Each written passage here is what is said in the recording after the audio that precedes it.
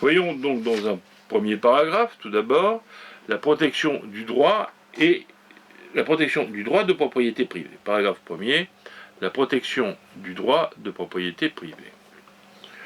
Si le domaine public, tel qu'il est énoncé par le Code civil, est insusceptible de propriété privée, du moins en partie, il ne faut pas en déduire, il ne faut pas en conclure que ces deux concepts sont définitivement irréductibles l'un à l'autre, pour plusieurs raisons.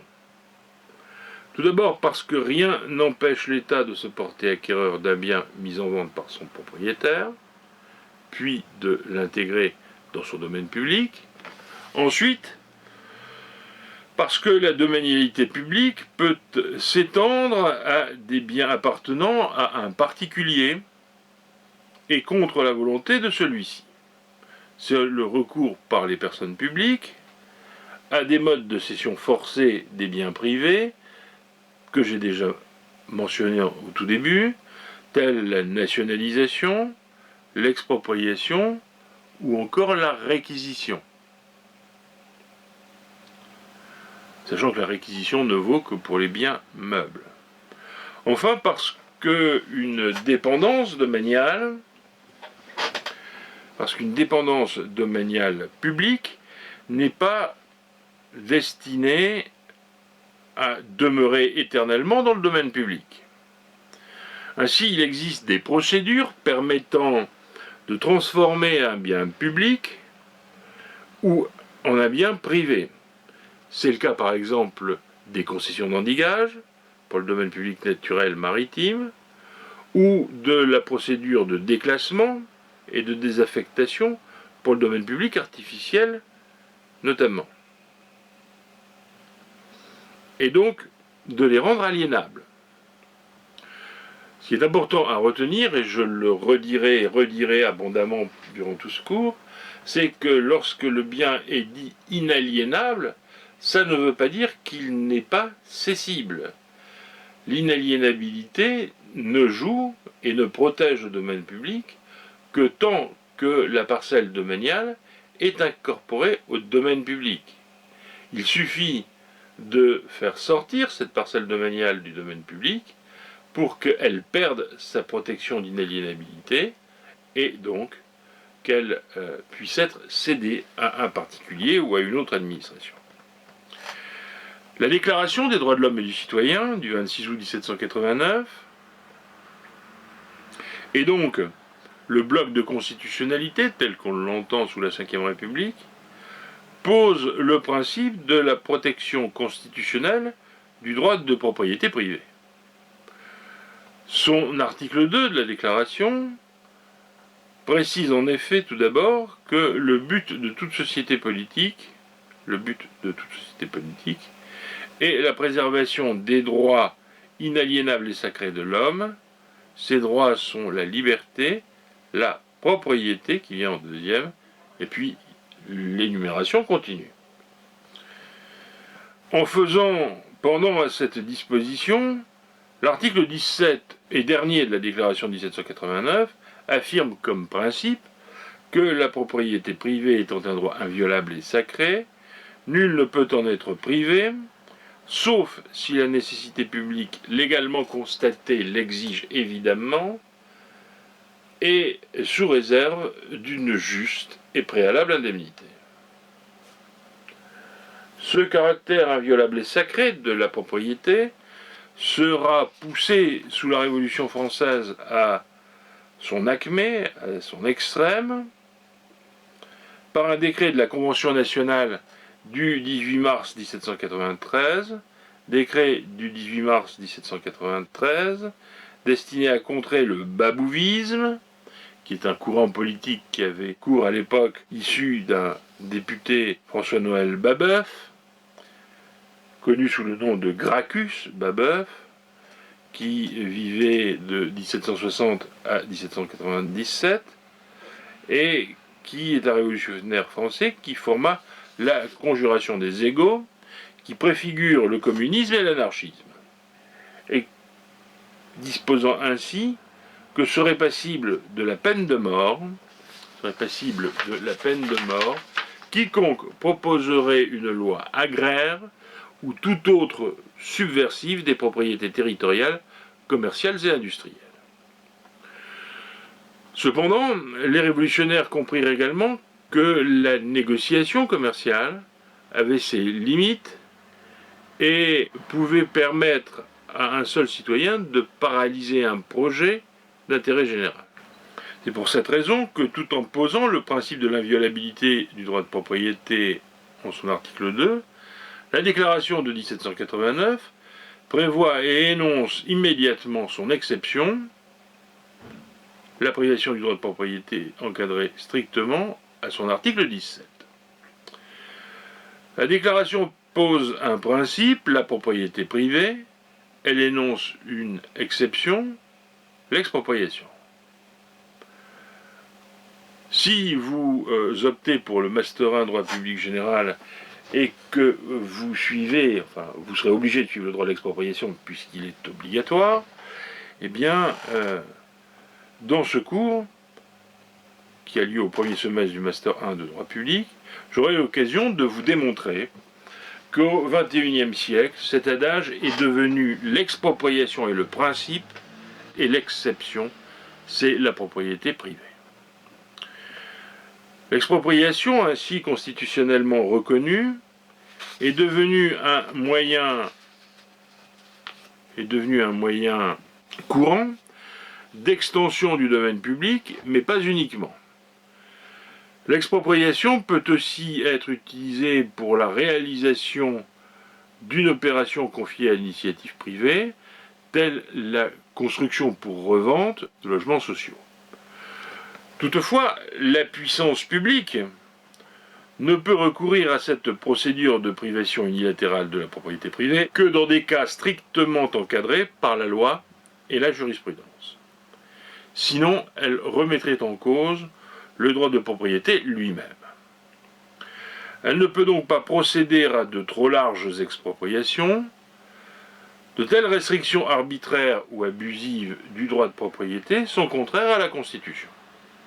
En application de la jurisprudence du Conseil constitutionnel, rendue dans sa décision numéro 81-132 DC du 16 janvier 1982, dite loi de nationalisation. Dans cette affaire, les faits étaient les suivants. Il s'agit de ce qu'on appelle en réalité l'affaire des nationalisations du fait de l'arrivée au pouvoir à la présidence de la République du président François Mitterrand. La gauche arrivant au pouvoir pour la première fois sous la Ve République en 1981 avait dans son programme l'idée de contrôler strictement les activités financières, bancaires et d'assurance de la France pour mieux orienter socialement l'économie. Et la décision a été prise dès le début du premier septennat de François Mitterrand de procéder à la nationalisation de la presque totalité des entreprises du secteur bancaire et du secteur des assurances. Cette loi, puisqu'il s'agissait d'une nationalisation, une loi est nécessaire, cette loi va à partir de là être déférée par notamment l'opposition devant le Conseil constitutionnel. Le Conseil constitutionnel qui va dans sa décision du 5 janvier 1982 se prononcer sur la légalité, la constitutionnalité de cette nationalisation. Tout d'abord, cette décision réaffirme en préambule le caractère constitutionnel du droit de propriété qui se trouve ici définitivement consacré. Ensuite, la jurisprudence ultérieure du Conseil constitutionnel va incontestablement établir une interprétation restrictive de l'article 17 de la Déclaration des droits de l'homme et du citoyen, et elle va encadrer strictement le droit de propriété privée. Toutes ces questions seront plus amplement développées dans le cours du Master 1 sur l'expropriation. Paragraphe 2, la protection du droit de propriété publique. Paragraphe 2, la protection du droit de propriété publique. La protection constitutionnelle du droit de propriété publique est une question qui a été délaissée pendant longtemps par la doctrine. Si le professeur Marcel Valines, qui fut l'un des grands professeurs de droit administratif de la faculté de droit de Paris au milieu du XXe siècle, si le professeur Marcel Valines, disais-je, s'était un temps interrogé sur la valeur constitutionnelle du principe d'inaliénabilité, il a vite abandonné ce sujet après avoir conclu par la négative. Il faudra attendre l'importante décision du Conseil constitutionnel du 26 juin 1986 sur les lois de privatisation pour que la question des rapports entre la Constitution et le droit des biens publics, c'est-à-dire la question des bases constitutionnelles du droit des propriétés publiques, soit radicalement renouvelée. Cette décision fondatrice est aussi à l'origine de la rédaction du Code général de la propriété des personnes publiques du 21 avril 2006, qu'on a déjà cité. Dans cette décision 86-207 DC, loi de privatisation du 26 juin 1986, de quoi s'agissait-il? Suite aux élections législatives de 1986, qui ont vu le retour d'une majorité de députés de droite à l'Assemblée nationale, l'Assemblée nationale est désormais composée d'une majorité de droite et du centre, RPR et UDF, avec un président de la République socialiste. C'est donc ce qu'on a appelé journalistiquement la première cohabitation, durant laquelle la majorité parlementaire cherche à revenir sur les nationalisations de 1982. Trois grands apports peuvent être relevés de cette décision de 1986. Tout d'abord, premièrement, le Conseil constitutionnel affirme sans ambiguïté aucune l'existence d'un droit de propriété des personnes publiques. Comme nous le verrons dans le chapitre 1er de ce cours, cette question a été longtemps controversée en doctrine. Ensuite, deuxième apport de cette décision, le droit de propriété privée se situe dans un périmètre protégé par la Constitution. Le droit de propriété publique se situe dans un périmètre protégé par la Constitution. Enfin, et c'est la conséquence, il revient à la loi et à la loi seule de procéder à l'édiction des règles qui déterminent son régime juridique. Il résulte de tout cela que le nouveau Code général de la propriété des personnes publiques va pouvoir s'intituler Code général de la propriété des personnes publiques. Ce code de 2006 est extrêmement important parce que on va constater qu'il ne procède pas à une distinction entre les propriétés publiques et les propriétés privées, d'où son caractère général, ou d'autre part à une distinction selon la nature du bien, qu'il soit immobilier ou mobilier, tranchant ainsi définitivement une querelle jurisprudentielle entre la Cour de cassation et le Conseil d'État, au terme de laquelle la Cour de cassation estimait qu'un bien meuble, un tableau, une voiture, un livre, pouvait tout à fait être incorporé dans le domaine public, de la puissance publique, alors que le Conseil d'État était, lui, extrêmement réticent à reconnaître l'existence d'un domaine public mobilier. Il l'a connu, on le reverra plus tard, qu'en 1935, et encore dans un cas très particulier, dans l'arrêt commune de Baran, dans lequel il reconnaît que des stèles classées monuments historiques d'une église font partie du domaine public. Mais sans savoir si c'est plus parce que c'est une stèle, donc un bien meuble, ou si parce qu'il y a une opération de classement au titre des monuments historiques. Ce code de 2006 va affirmer également, dès son titre, son unicité. Il n'y a pas, comme on a pu le voir avant l'introduction du Code de 2006, un domaine public et un domaine public, il y a une unicité de domaine bien évoquée par le vocable la, Code général de la propriété, et non pas des propriétés des personnes publiques.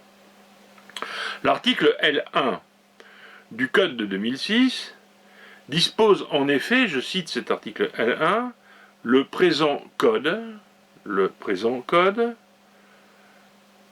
s'applique aux biens et aux droits à caractère mobiliers et immobiliers. Le présent code s'applique aux biens et aux droits de caractère mobilier ou immobilier appartenant à l'État, aux collectivités territoriales et à leurs groupements, ainsi qu'aux établissements publics. Le plan du Code de 2006, arrêté par la Commission supérieure de codification, reflète bien cet état de fait en traduisant l'unité des patrimoines des diverses personnes publiques, la distinction entre le domaine public et le domaine privé n'intervenant plus réellement. Elle demeure cependant essentielle dans l'exposé de ces questions, et notamment dans les modes de gestion. Grand A, la propriété est constitutionnellement protégée. Grand A, la propriété est constitutionnellement protégée. Dans sa décision du Conseil constitutionnel du 26 juin 1986 déjà citée, comme on vient de le voir, le Conseil réaffirme solennellement que les dispositions de la Déclaration des droits de l'homme et du citoyen de 1789, que les dispositions de la Déclaration des droits de l'homme et du citoyen de 1789 relatives aux droits de propriété et à la protection qui lui est due ne concernent pas seulement la propriété privée des particuliers, mais aussi, et à titre égal, la propriété de l'État et des autres personnes publiques. On fera observer qu'une telle formulation sera reprise dans la plupart des décisions ultérieures du Conseil constitutionnel. On peut citer à titre d'exemple la décision 94-346 DC du Conseil constitutionnel du 21 juillet 1994 relative à la loi complétant le Code du domaine de l'État et relative à la constitution de droits réels sur le domaine public, qu'on sera amené à revoir dans le chapitre 2 sur les modes de gestion du domaine public. Ainsi, comme le fait fort justement observer le professeur Yves Godmet, dans un article qu'il a publié au Nouveau Cahier du Conseil constitutionnel, je cite Yves Godmet, G-A-U-D-E-M-E-T, « Dès lors, la conception propriétariste du droit des biens publics,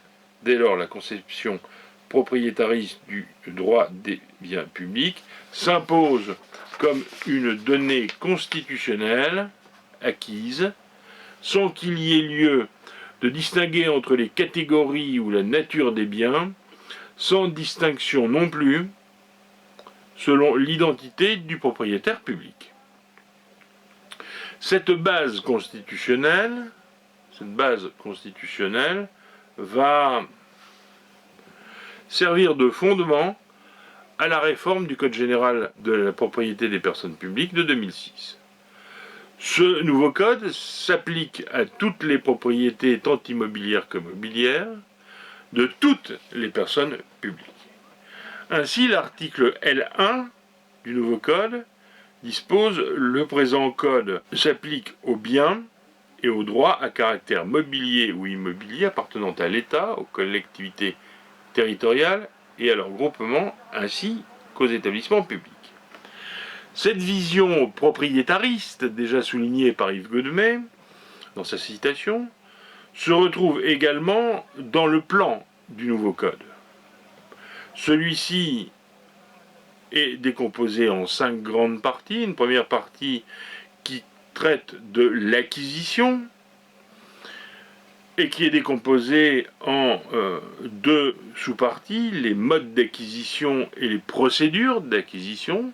C'est d'ailleurs la raison pour laquelle un temps, les codificateurs avaient envisagé de ne faire qu'un seul et même code avec le Code général de la propriété des personnes publiques et le Code de l'expropriation, dont nous verrons le contenu l'année prochaine en première année de master. Deuxième partie, consacrée à la gestion des biens, décomposée lui aussi en biens relevant du domaine public, biens en relevant du domaine privé et dispositions communes. Une troisième partie du Code général de la propriété des personnes publiques consacrée à la cession des biens, décomposée en biens relevant du domaine public et en biens relevant du domaine privé. Une quatrième partie consacrée aux autres opérations immobilières des personnes publiques. Et une cinquième et dernière partie consacrée aux dispositions relatives à l'outre-mer, décomposée cette fois-ci en acquisition, gestion et cession des biens des collectivités ultramarines.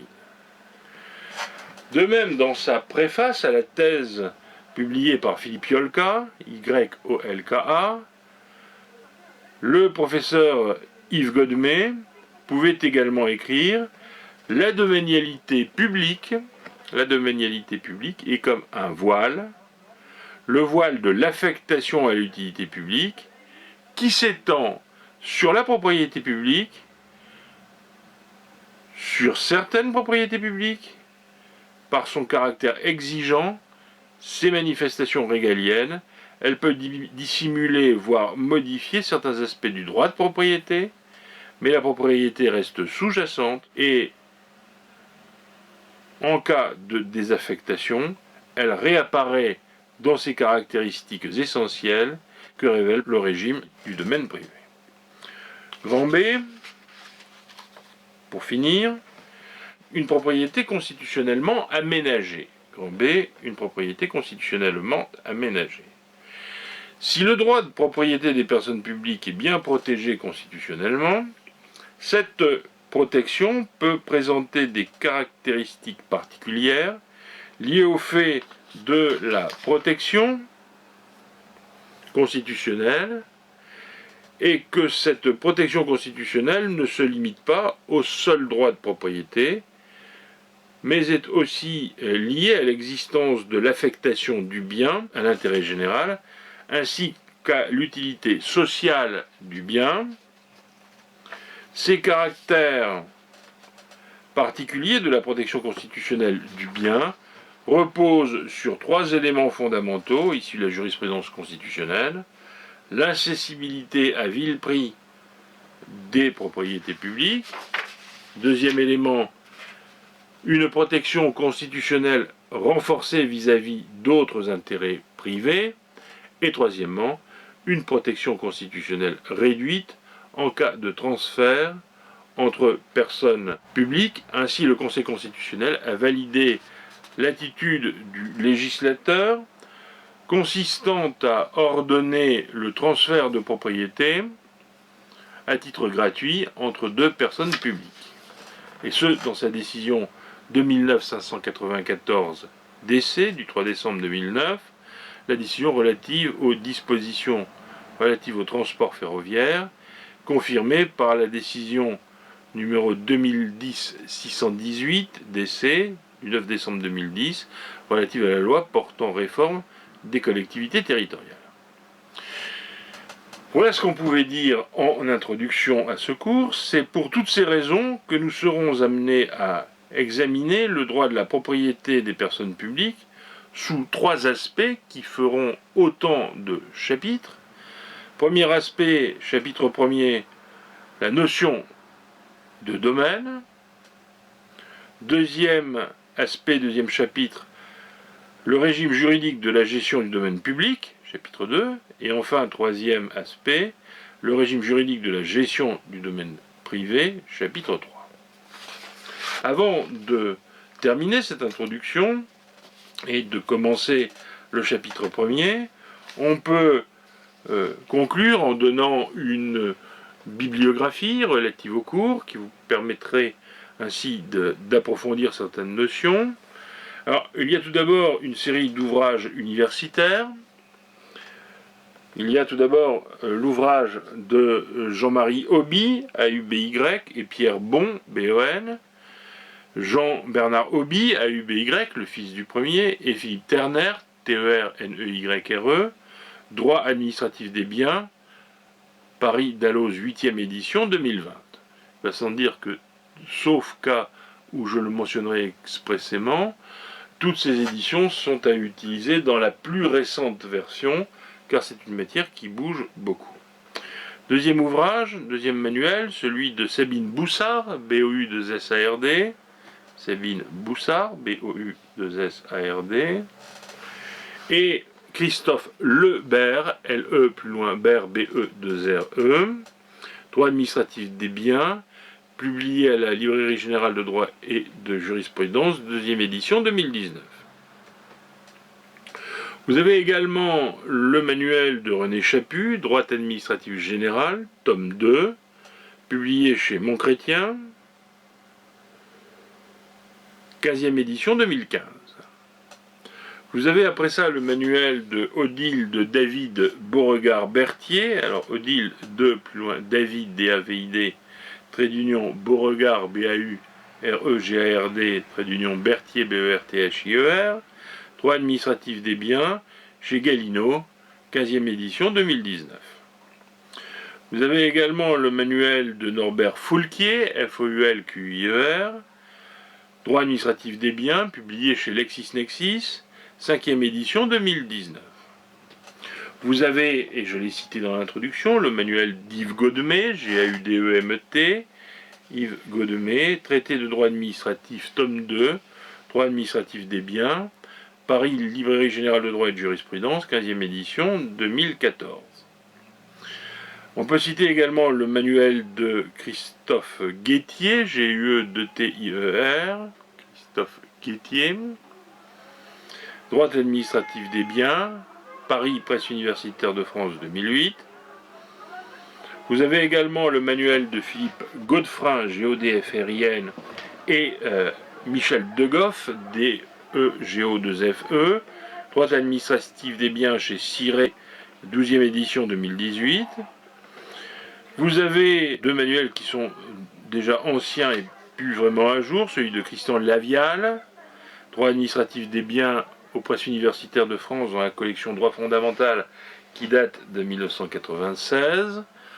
Vous avez pour mémoire, mais il est totalement obsolète, le manuel d'Yves Luchaire, L-U-C-H-I-R-E, et votre serviteur, Vincent Catoire-Jonville, C-A-D-T-O-I-R, trait d'union Jonville, J-O-N-V-I-2-L-E, Droit administratif des biens, aux éditions du CNED, 3e édition 1994. Vous avez également le manuel de Jacqueline Morand de Villiers, Cours de droit administratif des biens chez Montchrétien, 10e édition 2018. Vous avez également le manuel de Gustave Payser, Droit administratif des biens, Dalloz, 21e édition 2015. Vous avez le manuel, enfin, de Jean-François Poli, P-O-L-I, Droit administratif des biens, aux éditions Ellipse, datant de 2003. À côté de tous ces manuels, vous avez également 3 ouvrages anciens, même pour certains très anciens, mais qui ont marqué la littérature doctrinale, et on verra dans le chapitre 1er que la doctrine a joué un rôle déterminant dans le domaine de la définition des concepts de la domanialité. Ces 3 ouvrages sont les suivants, c'est celui de Léon Duguy, le fondateur de l'école de Bordeaux, qui s'intitule Traité de droit constitutionnel. Il s'agit du tome 3 du traité de droit constitutionnel, consacré à la théorie générale de l'État, et notamment au sein de ce tome 3, le chapitre 5, consacré au patrimoine de l'État, dernière édition chez De Boccard à Paris en 1930.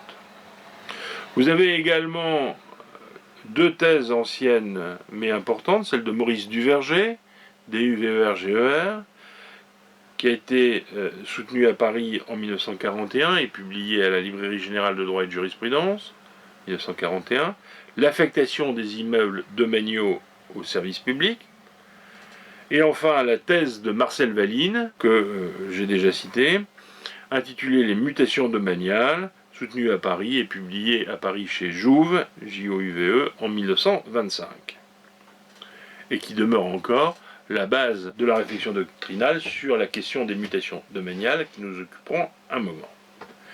Vous avez également, à côté de ces ouvrages, ces manuels et ouvrages anciens, vous avez des revues juridiques. Alors, toutes les revues juridiques généralistes peuvent être bien entendu consultées, mais vous avez 3 revues plus spécialement dédiées au domaine des personnes publiques.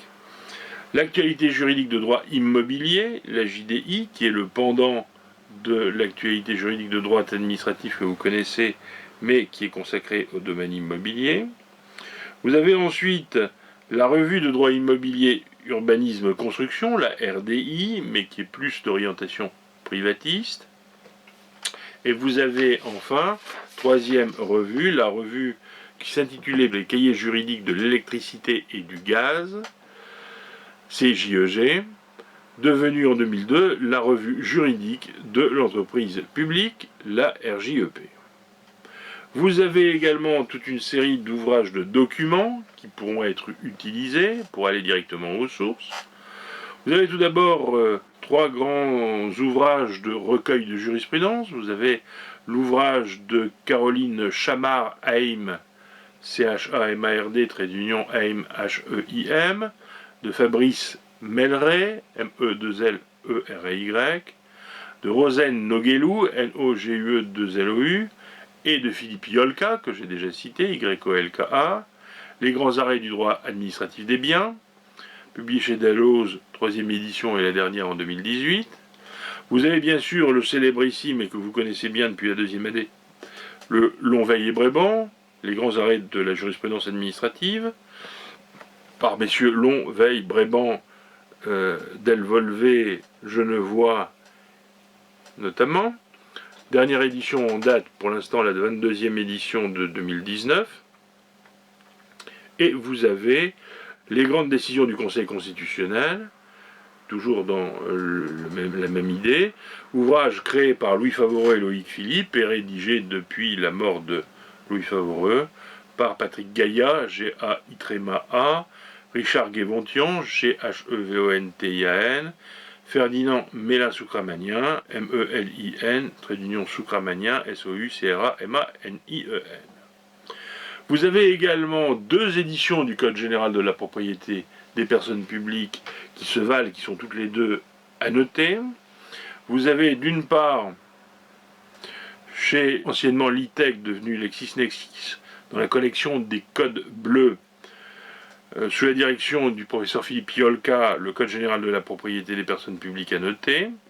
Et enfin, vous avez dans la collection des codes rouges de Dalloz, que vous connaissez bien, le Code général de la propriété des personnes publiques, annoté et commenté par François Brenet, B-R-E-N-E-T, Catherine Chamard-Heim, que je viens de citer, Frédéric Ourqueby, H-O-U-R-Q-E-B-I-E, Fabrice Melleret et Philippe Yolka.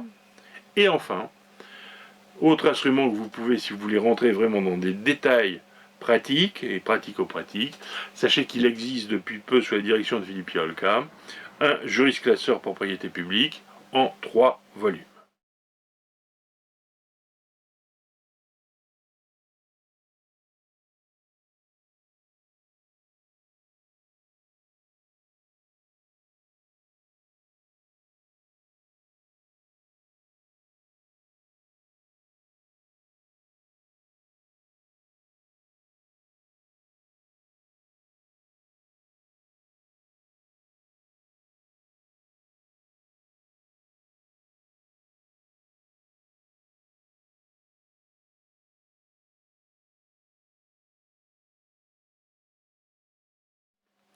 Voilà ce que je voulais vous dire pour terminer avec la bibliographie.